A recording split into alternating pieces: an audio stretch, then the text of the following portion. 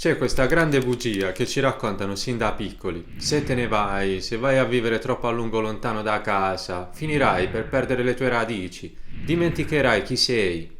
Io ho vissuto in Inghilterra, in Germania e nel sud della Francia e vi assicuro che è l'esatto opposto.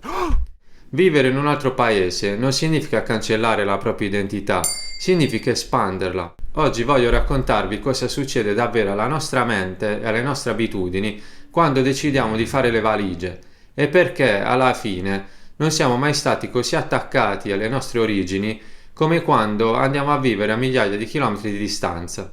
Partiamo da un presupposto: le mie radici sono nel sud Italia, in Puglia. Quella cultura del calore umano, del cibo come momento di condivisione, della famiglia, quella roba lì c'era nel DNA e non te la toglie nessuno. Ma quando esci per la prima volta dalla bolla, e se l'hai fatto anche tu sai di cosa parlo, capisci che l'identità non è una scatola chiusa, è un mosaico e ogni paese in cui vivi ne aggiunge un pezzo.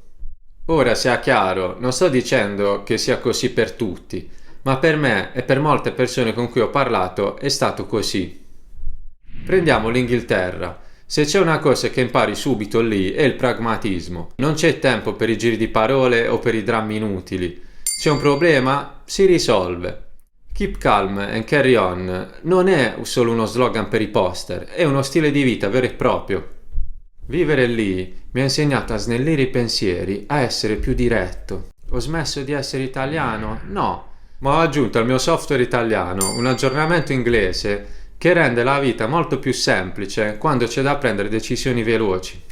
E poi c'è la Germania. Lì impari il rispetto sacro per le regole e per la precisione. Vi racconto questa: se hai un appuntamento alle 9 e arrivi alle 9:03, sei in ritardo. Ma non un ritardo accettabile, sei proprio in ritardo e la gente te lo fa notare.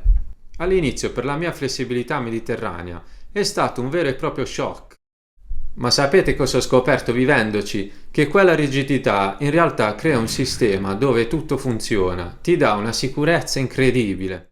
Ho assorbito quel rispetto verso il tempo degli altri, quella disciplina e le ho unite alla creatività italiana.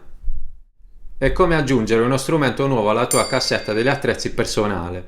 Inizi a capire che puoi rispettare il rigore, i tempi e l'ordine degli altri senza dover per forza sacrificare la tua natura. Non devi scegliere tra l'essere italiano o l'essere europeo. Trovi un equilibrio nuovo in cui la nostra flessibilità mediterranea incontra il pragmatismo del nord. Infine il sud della Francia. Quando sono arrivato qui è stato come fare un respiro profondo.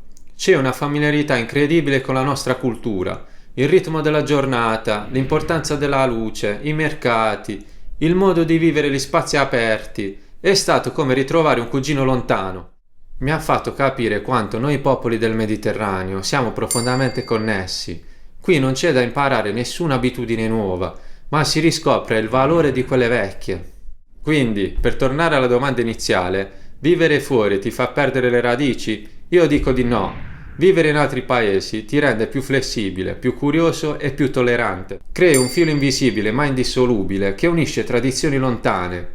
E ti accorgi che difendere le tue origini non significa chiudersi a riccio, ma significa portarle nel mondo con orgoglio, arricchendole con tutto ciò che le altre culture hanno di buono da offrirti. Le mie radici pugliesi non sono sparite, anzi si sono allungate per prendere nutrimento da terreni diversi. L'identità non si sottrae, si somma. Questo viaggio è in continuo svolgimento per chiunque decida di partire. E voi avete mai vissuto all'estero o lontano da casa? Qual è quell'abitudine straniera che ormai è diventata totalmente vostra? Scrivetemelo qui sotto nei commenti, voglio leggere le vostre storie, perché so che ognuno di voi ha un mosaico diverso. Se questo video vi è piaciuto lasciate un like e iscrivetevi al canale, noi ci vediamo al prossimo viaggio. A presto!